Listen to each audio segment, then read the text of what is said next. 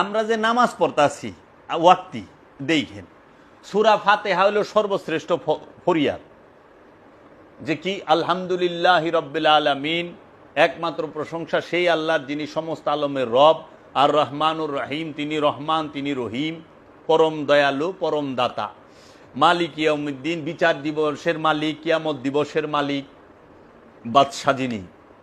তারপরে যা বলতেছে ইয়াকা নাবুদু, আল্লাহ একমাত্র আপনার ইবাদত করি, ওয়া ইয়াকা নাস্তাইন, একমাত্র আপনার মস্তানি সাহায্য চাই। তাহলে এই যে সাহায্য চাওয়া শুরু হইল, মস্তানি সাহায্য চাই। সেই মস্তানি সাহায্যটা কি? ইহদিনাস সিরাতাল মুস্তাকিম, আপনি আমাদেরকে একমাত্র সঠিক পথ দান করেন, সিরাতাল মুস্তাকিম দান করেন। সেই সিরাতাল মুস্তাকিমটা কে কইতেছেন? সিরাতাল্লাযিনা আনআমতা আলাইহিম, সেই সিরাতাল মুস্তাকিম তারাই যাদের উপরে আপনি আপনার পুরস্কার দিছেন, এনাম দিছেন। তাহলে এনাম কাকে দিছে? আল্লাহ সূরা নিসাল্লাহু আলান নবিয়িনা ওয়াস সিদ্দিকিনা ওয়াস শুহাদায়ে ওয়াস সলিহিন, যে আমি আল্লাহ পুরস্কার দিছি নবীদেরকে, রসুলদেরকে, সিদ্দিকিনদেরকে, সালেহিনদেরকে। তাদের রাস্তাটাই হচ্ছে নবী, রসুল, সিদ্দিকিন, সালেহিন, এদের রাস্তাটাই হচ্ছে সিরাতাল মুস্তাকিম। এই নবী, রসুল, আউলিয়া, আউলিয়া কেরামের পথটাই হচ্ছে, এনারাই হচ্ছেন সিরাতাল মুস্তাকিম। এখন তারপরে যা কইতেছেন গায়রিল মাগদুবি আলাইহিম ওয়ালাদ-দাল্লিন, গায়রিল মাগদুবি আলাইহিম ওয়ালাদ-দাল্লিন, যাহারা আপনার নিকটে পথভ্রষ্টও নয় এবং বিপথগামীও নয়। এই ফরিয়াদ করলেন। তাহলে আপনি কি সুন্দর ফরিয়াদ করলেন, রবের প্রশংসা করলেন।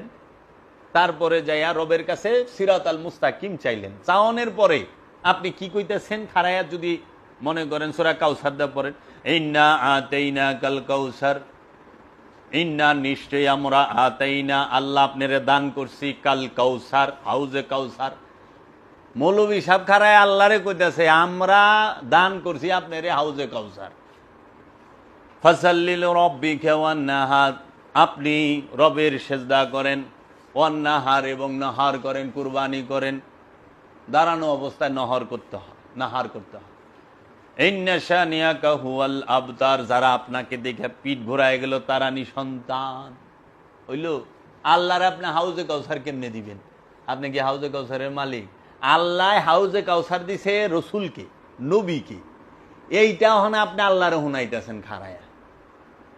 আচ্ছা, আপনি কইতেছেন আলাম তারা কাইফা ফাআলা রাব্বুকা বিআসহাবিল ফিল, আপনি কি দেখেন নাই?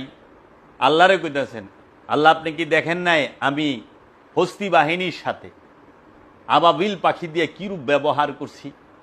যে বাদশাহ আবরাহার হস্তি বাহিনী যাচ্ছিল কাবা ভাঙতে, তাদেরকে চাবানো ঘাসের মতো করে ফেলাইছি এই আবাবিল পাখি দিয়া, কঙ্করি দিয়া। মানে আপনি কি আবাবিল পাখি পাঠাইছিলেন না আল্লাহ পাঠাইছে? মানে আপনি আল্লাহরে কইতেছেন আল্লাহ আপনি কি দেখেন নাই আমি কেমন আবাবিল পাখি পাঠাইয়া হাতি কিনার অবস্থা কি করছি? তাহলে কোন এটা হইল? রবের সামনে দাঁড়ায়া ওর করবেন হলো রবের ফরিয়া। আপনি কইতেছেন তাব্বাত ইয়াদা আবি লাহাব, আবু লাহাবের হাত দুইটা ধ্বংস হোক, এটা তো আল্লাহ কইছে। আপনি আল্লাহর এইটা শুনাইতেছেন কেন? কারণ নামাজের সময় তো আল্লাহর সামনে। নামাজের সময় কি আমরা যখন 5 ওয়াক্ত নামাজে দাঁড়াই তখন আমাদের নিয়ত এই থাকবে যে আল্লাহ আমাকে দেখতাছে, আমি আল্লাহর সামনে দাঁড়ানো, আমি আল্লাহকে দেখতেছি। যদি আমি আল্লাহকে না দেখি তাহলে এইটা মনে ধারণা রাখতে হবে যে আল্লাহ অবশ্যই আমাকে দেখতেছে। এর জন্য বিনীতভাবে দাঁড়ায়, সালাতে নম্রভাবে দাঁড়ায়, বিনীতভাবে দাঁড়ায়, তাকে ফরিয়াদ করে তার কাছে। তা আপনি তো ওই যে ফরিয়াদের যে আয়াত আছে, প্রার্থনার যে আয়াত আছে সেগুলো পড়তে পারেন। তো যাই হোক, এটা আলেম সমাজ ভালো বুঝে, আমি অত বুঝি না। কিন্তু আমার কাছে আমি এই মানুষদের প্রতি এই আহ্বান যে আপনারা আগে কোরআনের সূরার অর্থগুলো পড়েন, পড়ে দেখেন এখানে কি বলছে, তারপরে আপনি যেটা পড়ার পরে। আমরা হচ্ছে শুধু আরবি সুন্দরভাবে পড়ে যাই, অর্থ বুঝি না, কিন্তু অর্থ যে কি কইছে এটা তো আমরা বুঝতে পারতাছি না। হ্যাঁ, তো এখন এই মানুষগুলো যাহারা নাকি এই ওয়াক্তি সালাতে, এই আমরা যারা সুফিবাদে বিশ্বাসী, ফকিরিতে বিশ্বাসী, ওলি আল্লাহ বিশ্বাসী, আমরা যারা দায়মি সালাত করি, দায়মি সালাতে রত থাকে, আমাদেরকে তারা মানুষই মনে করে না এবং তুচ্ছ তাচ্ছিল্য টিটকারির ভাষায় কথা বলে এবং খুবই নোংরা ভাষা ই করে একজন ওলিয়ে কামেলকে বলে এই বেটা নামাজ পড়ছ না কিছু না, আরে উনি তো সালাত করতে করতে কামালিয়াত হাসিল করছে। আল্লাহ কোরআনে কইছে ফালিয়া আবুদু রাব্বা হাজাল বাইত, ওই ঘরের রবের ইবাদত করো। সূরা হিজরের 99 নম্বর আয়াতে বলছে ওয়া আবুদু রাব্বাকুম হাত্তা ইয়াতিকাল ইয়াকিন, তুমি ওই বিশ্বাস অর্জিত ইয়াকিন অর্জিত হওয়ার আগ পর্যন্ত ইবাদত করো। ওখানে মোল্লারা লেখা থিয়া দিছে মরণের আগ পর্যন্ত ইবাদত করো। যদি মরণের আগ পর্যন্ত ইবাদত করো এটা থাকতো, তাইলে কোরআনে আয়াতটা হয়তো এইরকম যে ওয়াবুদু রাব্বাকুম হাত্তা ইজি মৌত, মৌত আহার আগ পর্যন্ত ইবাদত করো, কিংবা মৃত্যু দিবস পর্যন্ত ইবাদত করো। আছে হইল ওয়াবুদু রাব্বাকুম হাত্তা ইয়াতিকাল ইয়াকিন, ইয়াকিন শব্দের অর্থ হলো বিশ্বাস, ইয়াকিন অর্থ মরণ না। ওনারা মরণ মানায় থিয়া দিছে, তা মানুষ বুঝবো কই থেকে? এইরকম অনেক উল্টাপাল্টা হইছে। তো কাজে আমাদের মেসেজটা কিন্তু বাবা জাহাঙ্গীরের এইটা না যে তুমি নামাজ 5 ওয়াক্ত পড়তে পারবা না, 5 ওয়াক্ত পড়া যাবে না, এইটা না।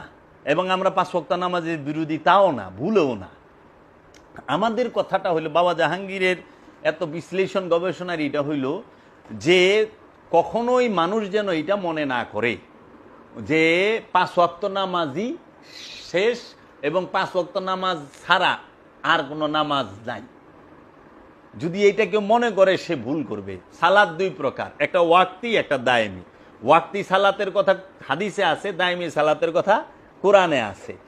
এখন বাবা জাহাঙ্গীর হচ্ছে সত্যটাকে তুইলা ধরছে, যেই দায়েমি সালাতকে বর্তমান সমাজের আলেম ওলামারা পীর মাশায়েখ যারা আছে তাহারা সহ অধিকাংশ, সবাই না অধিকাংশ, তাহারা সহ এই দায়েমি সালাতকে ধামা চাপা দিছে, মিথ্যা দিয়া চাপা দিছে, এই আনুষ্ঠানিকতা দিয়া চাপা দিছে। বাবা জাহাঙ্গীর সেইটা তুইলা ধরছে যে না, এইটা করা জুলুম, এটা করা অত্যাচার, এটা জুলুম। এর জন্য বাবা জাহাঙ্গীর বলছে অবশ্যই দায়েমি সালাত করতে হবে। দায়েমি সালাতের কথা কোরআনে আছে। আমরা সত্য তুলে ধরছি যে সালাত এক প্রকার না, সালাত 2 প্রকার। যারা একদম সাধারণ সাদা সিধা মানুষ, একবারে আনপড়, পড়ালেখা জানে না, কিংবা একে নর্মাল টুটা ফাটা মানে টটর মটর ইমান জাগো সাধারণ ইমানদার, তারা 5 ওয়াক্ত নামাজ পড়ব। কিন্তু যাহারা আত্মপরিচয়ের বাসনা রাখে, যারা নিজেকে চিনতে চায়, যারা আত্মপরিচয় চায়, যারা রবের দিদার চায়, যারা রসুলকে চিনতে চায়, রসুলকে দেখতে চায়, যারা রবকে দেখতে চায়, রবকে চিনতে চায়, যারা নিজের নফসকে দেখতে চায়, নিজেকে চিনতে চায়, যারা নফস থেকে খান্নাস রূপী শয়তানকে তাড়াইতে চায়, তাদেরকে অবশ্যই দায়েমি সালাত করতে হবে। দায়েমি সালাত ছাড়া নফসকে পবিত্র করার কোনো উপায় নাই। আনুষ্ঠানিকতা দিয়া কখনোই নফস পবিত্র হয় না, হয় না, হয় না, আজ পর্যন্ত করতে পারে নাই। এবং আনুষ্ঠানিক সালাত পাপ থেকে বিরত রাখতে পারে না, কিন্তু দায়েমি সালাত পাপ থেকে বিরত রাখে। কারণ কোরআনে কইছে ইন্নাস সালাতা তানহা আনিল ফাহশাই ওয়াল মুনকার, নিঃসন্দেহে কি সালাত হচ্ছে পাপ থেকে, অসৎকর্ম থেকে বিরত রাখে। কোরআন বলতেছে না ইন্নাস সালাতা তানহা আনিল ফাহশাই ওয়াল মুনকার, নিঃসন্দেহে সালাত পাপ থেকে বিরত রাখে, অসৎকর্ম থেকে বিরত রাখে, ফাহিশা থেকে বিরত রাখে। সেটা কোন সালাত? সেটা দায়েমি সালাত, কখনোই ওয়াক্তি সালাত না। কেন? তার প্রমাণ দেই। দেখেন আপনি সমাজে ওয়াক্তি নামাজি মুসল্লির অভাব নাই, নামাজির অভাব আছে নাই, কিন্তু এই বাংলাদেশে এত পরিমাণ নামাজি, এত পরিমাণ মসজিদ, এত পরিমাণ মাদ্রাসায়, এত পরিমাণ আলেম ওলামা, হাফেজ, মাওলানা, পীর সাহেব, অভাব নাই তো। কেউ না কেউ নয় হুজুরের ভক্ত, মৌলবীর ভক্ত, নইলে পীরের ভক্ত, কিন্তু বাংলাদেশ চুরির মধ্যে চ্যাম্পিয়ন হয়। বিশ্বে বাংলাদেশের পরিস্থিতি 2টা, একটা হলো ভাটির দেশ, নদীর দেশ বাংলাদেশ, আর মসজিদের দেশ শহর ঢাকা। পৃথিবীতে ঢাকা শহরের মতো মসজিদ পৃথিবীর অন্য কোনো রাষ্ট্রে নাই। কিন্তু সবচেয়ে বেশি চুরও বাংলাদেশে, সবচেয়ে বেশি 2 নাম্বারই কাম এই দেশে। 90% মুসলমানের দেশ, 100% চুর। তাহলে কেমন হইল? অসৎকর্ম 100% হয়। বিশ্বর যে ওই যে জরিপ, এই জরিপে আমরা সবসময় 10-এর ভিতরে থাকি, 10-এর বাইরে যায় পারি না। তাইলে আমার কাছে কথা, বিশ্বে তো 1 নাম্বার থাকবো এই দেশ। কারণ এই দেশের মতো এইরকম হাফেজ, মৌলবী এবং পীর মাশায়েখ এবং পীরের ভক্ত বিশ্বে অন্য কোনো রাষ্ট্রে নাই। এই দেশে যেরকম, আর এই দেশের মতো এত দাঁড়িয়ালা মানুষ সৌদি আরবেও নাই, বিশ্বাস করেন আপনার। এত পাঞ্জাবি টুপিয়ালা মানুষ সারা সৌদি আরবে নাই। আমি সৌদি ঘুরে আইছি, দেখাইছি। আর দুবাই এত নাই, ইরাকে, কুয়েতে, বাহরাইনে, আবুধাবিতে নাই। কিন্তু কেন? তাহলে ওই যে আনুষ্ঠানিকতা আমাকে সরাইতে পারতাছে না মিথ্যা থেকে। দেখেন আপনি 5 ওয়াক্ত নামাজও পড়তেছে, সে সুদও খাইতেছে, সুদে টাকা লাগায় রাখছে। 5 ওয়াক্ত নামাজও পড়তেছে, সে ঘুষের টাকা পকেটে লইয়া যাইয়া অজু করে নামাজ পড়তেছে না? যারা যে অবশ্যই যে দোকানে, আচ্ছা দোকানদার, সে কাস্টমারের লগে বকর বকর মিছা কথা কইয়া 2 নাম্বার মাল 1 নাম্বার দামে বেইছা সে অজু করে যায় নামাজ পড়তেছে না? আচ্ছা, ওজনে কম দিয়া যায় নামাজ পড়তেছে। সবাই না, অধিকাংশ। আমি সব মানুষকে বলি না, যারা করে না তাকে তো বলিই না, যারা করে তাদের কথা বলতেছে। আচ্ছা, আপনি কি করতেছে যে অন্যের সম্পদ দখল কইরা, এতিমের সম্পদ দখল কইরা, এতিমের সম্পদ মাইরা, অথবা ভাই বোনের সম্পদ আত্মসাৎ কইরা, ওয়ারিশ সম্পত্তি মাইরা দিয়া জামাতের সহিত অজু কইরা নামাজ পড়তাছে। অজু কইরা জামাতের সহিত নামাজ পড়ে না, ভাই বোনের সম্পদ মাইরা হকদারের হক নষ্ট কইরা পরে তো। আচ্ছা, ফেসাদ সৃষ্টি করে, গ্যাঞ্জাম সৃষ্টি করে, মারামারি লাগায় দেয়, ঝগড়াঝাটি লাগায় দেয়। আবার যারা নাকি মনে করেন যে গরিবের লেগে সাহায্য আসে বিভিন্ন দেশের থেকে, বিভিন্ন ইয়ে থেকে, এটিরও মাইরা দেয়, দিয়া বাস নামাজ পড়তে আছে। আবার অনেকে দেখি যে নামাজও পড়ে, হ্যাঁ নেশা পানীয় করে, আকাম কুকামও করে, সবই করে, আর নামাজও পড়ে। তাইলে কোরআন কিভাবে, তাহলে এই যে কোরআনের আয়াত যে বলতেছে যে ইন্না সালাতা তানহা আনিল ফাহশাই ওয়াল মুনকার, নিঃসন্দেহে এই সালাত পাপ থেকে বিরত রাখবে। তারে তো পাপ থেকে বিরত রাখতেছে না, সে নামাজও পড়তেছে, আকামও করতেছে, সে নামাজও পড়তেছে, অসৎকর্মও করতেছে। তার মানে কি? এই ওয়াক্তি সালাতে তারে রাখতে হবে। কিন্তু বিশ্বাস করেন, দায়মি সালাতে যে থাকে সে কখনো পাপ করতে পারে না। কারণ দায়মি সালাতের মূলই হচ্ছে বারজাক। এই 2 ভুরুর মিলন স্থলকে বলা হয় মাকামে মাহমুদা। এইখানে আপন মুর্শিদকে, আপন রসুলকে রেখে সবসময় মুর্শিদের খেয়ালে থাকতে হবে, মুর্শিদের ধ্যানে থাকতে হবে।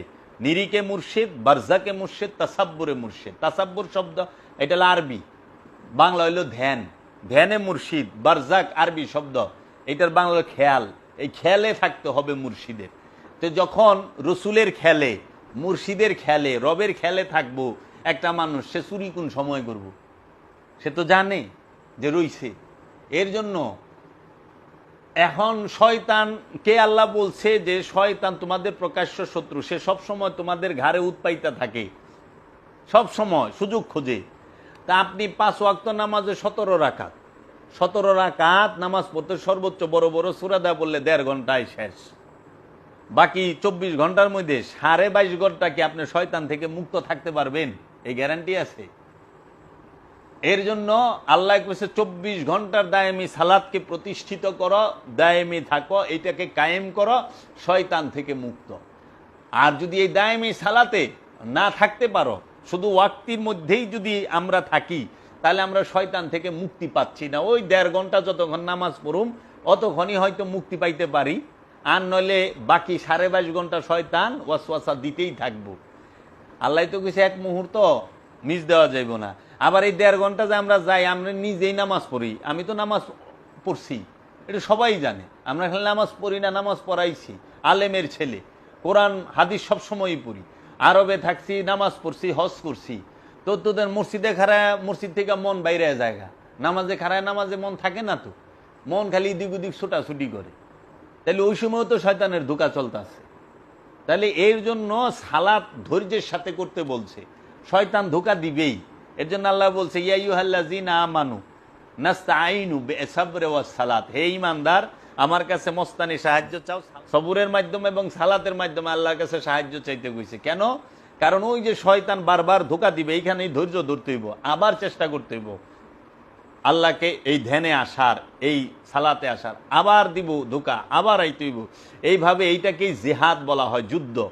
কি খান্নাসের মধ্যে আর নফসের মধ্যে জিহাদ চলতেছে, খান্নাস আর নফসের জিহাদ।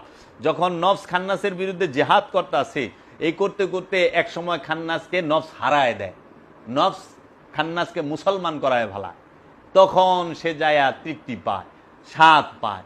আমরা নামাজ পড়ি কিন্তু স্বাদ পাই না। আমরা কখনোই 5 ওয়াক্ত নামাজের বিরোধী নই।